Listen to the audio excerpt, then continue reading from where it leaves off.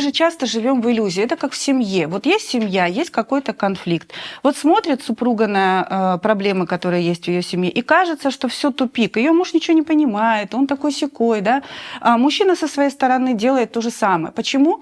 Потому что мы не умеем пользоваться тем инструментом, которым нас наделил Всевышний. Да? Это род.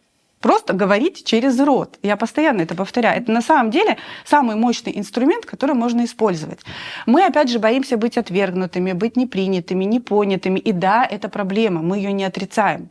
Но давайте, если мы будем всегда отстраняться и всегда избегать этих конфликтов, когда наше общество будет меняться? Кто-то на самом деле должен быть первопроходцем.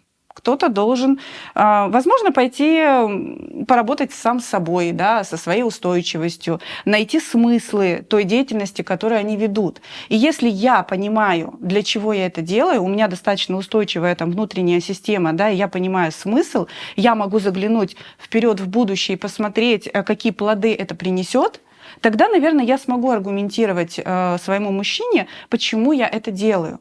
А у нас есть такая иллюзия, что мужчины как будто бы не догоняют.